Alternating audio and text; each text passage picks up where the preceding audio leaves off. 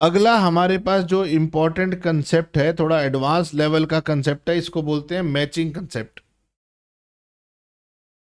अब ये matching concept क्या है समझिए। हम बिजनेस करते हैं, क्यों करते हैं? प्रॉफिट कमाने के लिए। प्रॉफिट कैसे कमाते हैं? हम जो भी बिजनेस कर रहे हैं उसमें गुड्स या सर्विस को सेल करते हैं, और गुड्स या सर्विस को सेल करने के लिए हमें खर्चा करना पड़ता है।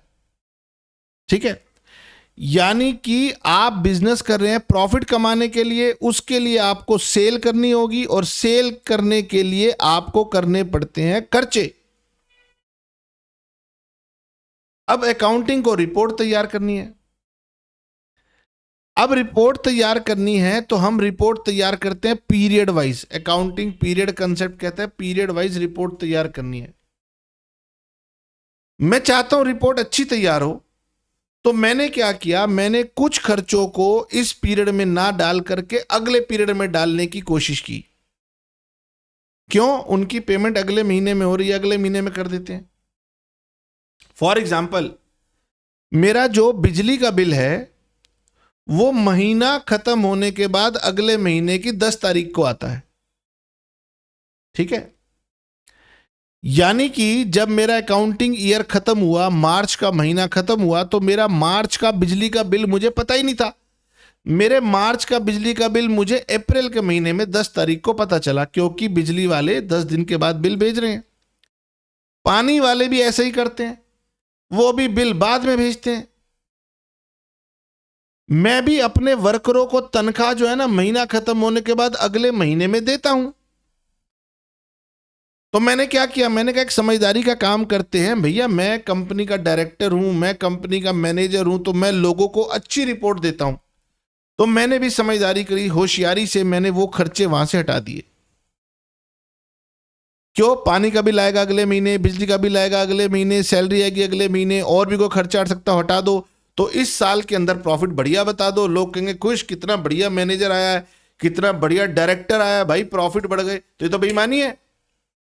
इसलिए अकाउंटिंग कहती है लोग ऐसा ना करें, इसलिए मैचिंग कंसेप्ट फॉलो करना पड़ेगा। मैचिंग कंसेप्ट कहता है कि आपने जो 12 महीने की सेल दिखाई है, उस 12 महीने के खर्चे भी इसी पीरियड में रिपोर्ट करो। मैंने कहा लेकिन बिजली का बिल आया नहीं है, तो कह रहे दिखाओ आउटस्टैंडिंग। मैंने कहा तनख्वाहें अभी गई नहीं है, कह रहे तो दिखाओ आउटस्टैंडिंग। मैंने कहा यार ये तो क्या बात है। बोले हाँ, मैचिंग कंसेप्ट यही कहता है कि भाई जो आपने रेवेन्यू दिखाए हैं, उनको कमाने में जो खर्चे कर दिए हैं उनको दिखाना पड़ेगा। अगर उनकी पेमेंट नहीं हुई है तो भी दिखाना पड़ेगा, आउटस्टैंडिंग करके दिखाना पड़ेगा। अब सर मैंने एक काम करा, मैंने कहा एक काम करता हूं, 2 साल का खर्चा अभी पे कर देता हूं। प्रॉफिट बहुत ज्यादा आ रहा है, 2 साल का खर्चा अभी पे कर देता हूं, फिर अगले साल ये खर्चा नहीं आएगा, अगले साल का प्रॉफिट मेरा बढ़ जाएगा, इस साल का प्रॉफिट मेरा घट जाएगा, क्योंकि मैंने 2 साल का खर्चा डाला। तो लोग कहेंगे जब ये आया था पहले साल तो इतना प्रॉफिट था, दूसरे साल और प्रॉफिट बढ़ गया, लोग खुश हो जाएंगे। मैं उल्टा कर रहा हूं, पहले खर्चा छुपा रहा था, अब मैं खर्चा ज्यादा डाल रहा हूं। जिसको जैसी प्लानिंग करनी है करती रहे, लेकिन अकाउंटिंग उनको भी मना करती है। अकाउंटिंग कहती है भाई इस साल में इस साल का ही खर्चा डाल। मैंने तो 2 साल का दे दिया, कह रहे तो उसको प्रीपेड खर्चा बोल करके एडजस्ट कर दे। तो आगे चल के जब पूरा ये अकाउंटिंग का सिलेबस आपका खत्म होने वाला होगा ना, तब हम आपको ये एडजस्टमेंट सिखाएंगे, बहुत इंपॉर्टेंट, जिसको आउटस्टैंडिंग या प्रीपेड एडजस्टमेंट बोलते हैं, और उससे आपके खातों को ठीक करेंगे। वो क्यों होगा? क्योंकि मैचिंग प्रिंसिपल लगा। अब पढ़िए मैचिंग प्रिंसिपल क्या कह रहा है। मैचिंग प्रिंसिपल कहता है it is necessary to match revenue of the period with the expenses of that period to determine correct profit for the accounting period. यानी कि जो रेवेन्यू है उसके साथ उसके खर्चों को मैच कीजिए, जिससे आपका प्रॉफिट सही आए। ठीक है,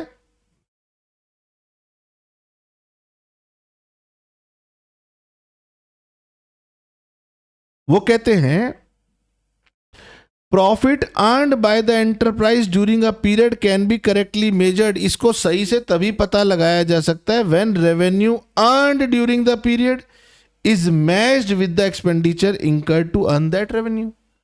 ये वही लाइन को दोबारा लिखा है और कुछ नहीं, सेम लाइन है। अगर ऊपर वाली लाइन इजी लग रही है तो वो याद करके लिख लीजिए, नीचे वाली लाइन अच्छी लग रही है तो नीचे वाली लाइन याद करके लिख लीजिए, दोनों का मतलब एक ही है। इट इज नॉट रेलिवेंट, ये जरूरी नहीं है, इंपॉर्टेंट नहीं है।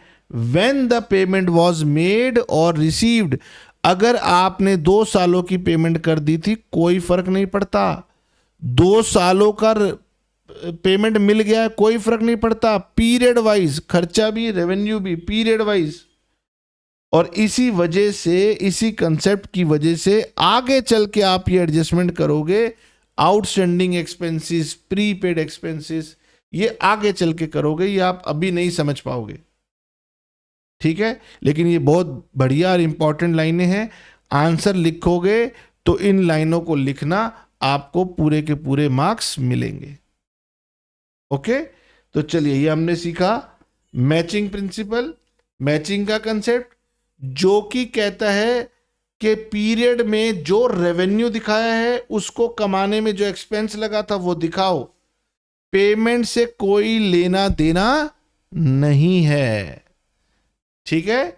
तो इसके बाद हम आगे चलेंगे और अपने नेक्स्ट कंसेप्ट की तरफ बढ़ेंगे।